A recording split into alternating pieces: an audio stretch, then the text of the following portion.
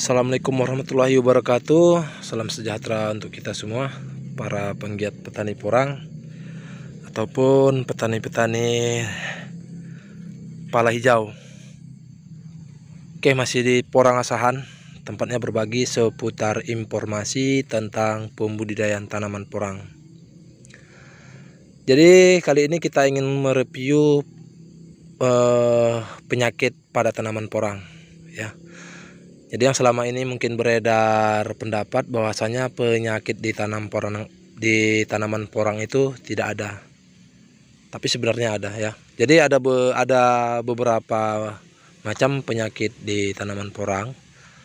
Untuk yang pertama itu yang biasa diketahui banyak orang itu yakni jamur fusarium ataupun jamur busuk pangkal batang. Bisa pemicunya itu bisa karena pH tanah rendah atau asam. Yang kedua, fermentasi pupuk kurang matang. Yang ketiga memang faktor cuaca, jamur fusarium. Nah, yang kedua ada yang namanya penyakit bakteri antraknosa. Bakteri antraknosa ini penyebarannya sangat luar biasa, kawan. Jadi kalau jamur fusarium itu penyebarannya dari akar.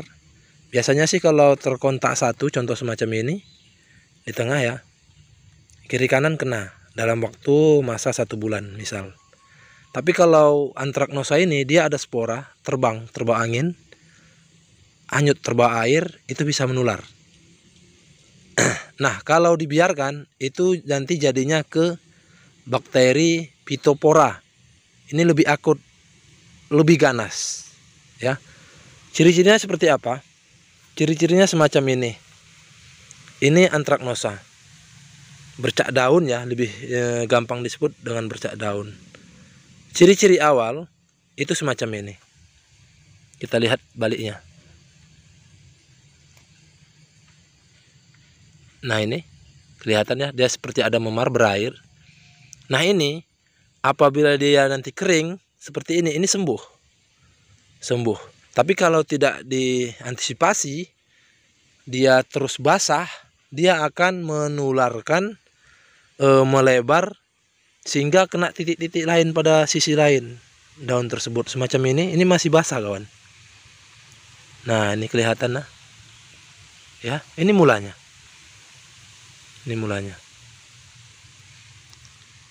Nanti seperti ini jadinya. Ini termasuk masih bakteri antraknosa. Ini bakteri bukan jamur. Jadi ada jenis dia bakteri, ada jamur. Kalau ini bakteri, ya.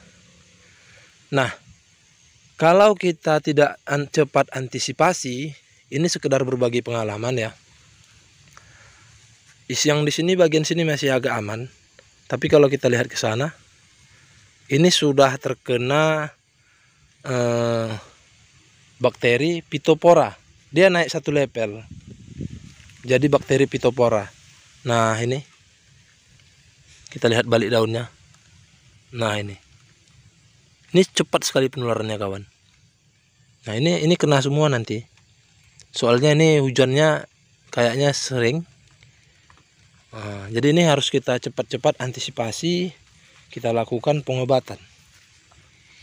Nah, kembali lagi, kalau dia sampai ke level Phytophthora itu nanti jadinya sangat memprihatinkan seperti ini. Nah, ini lanas daunnya, habis jatuh, bahkan sampai ke batang. Ini kalau ini sampai ke batang, maka terserang ke akar.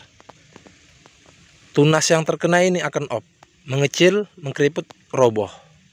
Padahal ini daun muda yang kita harapkan generasi ketiga dari tanaman kata. Nih, yang ini jadi, ya.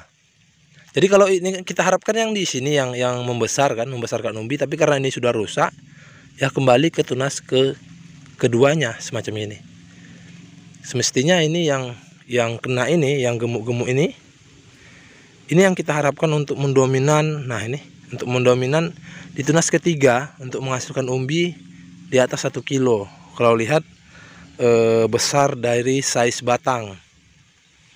Nah, jadi untuk tahun ini memang di lahan kita karena penanganannya terlambat kemarin, ada beberapa faktor pemicu pengembangannya ini sangat begitu menggila. Ini hampir 20% terserang kita tahun ini. Jadi jangan bilang penyakit porang itu tidak ada ya, ada. Nah ini kalau cuaca mendung-mendung, hujan-hujan terus, ini makin menjadi kawan. Soalnya dia tidak kering ya. Kita obat pun memang tidak begitu berfungsi karena dia tidak mengering. Maka air dari daun yang busuk oleh jamur bakteri tadi mengalir ke batang, terbawa oleh air, terbawa oleh angin, itu menyebar seperti itu ya. Yang pertama tadi jamur fusarium, antraknosa, naik level ke phytophthora. Ini lihat. Jadi ini bagi saya merupakan suatu pelajaran yang sangat berharga untuk pembelajaran ya. Memang ilmu ini sekolahnya sangat mahal. Sangat mahal. Jadi ini saya tahu riwayat awalnya dulu gimana sehingga bisa seteruk ini, separah ini. Yang pertama karena lalai memperhatikan obat yang sudah expired. Karena setiap penyemprotan kita nunggu intervalnya. Misal per 3 hari kita lihat reaksinya ada atau tidak. Nah, mungkin kurang belum, kita semprot lagi. Kita tunggu lagi 4 hari ya. Sudah memakan waktu lebih kurang 10 hari. Sementara dalam waktu 10 hari ini penyebarannya sangat luar biasa ya.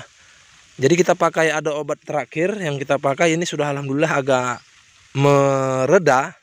Artinya penyebarannya tidak begitu menggila. Tapi kita belum bisa kasih tahu namanya karena belum berhasil sampai sembuh total semua ya. Kalau untuk yang udah kena memang nggak bisa sembuh, nggak mungkin daunnya kembali lagi ya, nggak mungkin juga kembali lagi daunnya utuh, nggak mungkin. Tapi yang kita harapkan di tunas susulan dia tidak terserang ataupun ke tanaman yang lainnya seperti itu. Jadi di situ kita bisa lihat keberhasilan kerja obat tersebut ya. Jadi kawan, tidak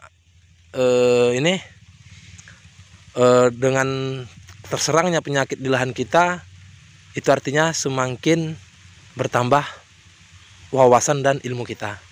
Oke kawan, semangat, salam hormat, assalamualaikum warahmatullahi wabarakatuh.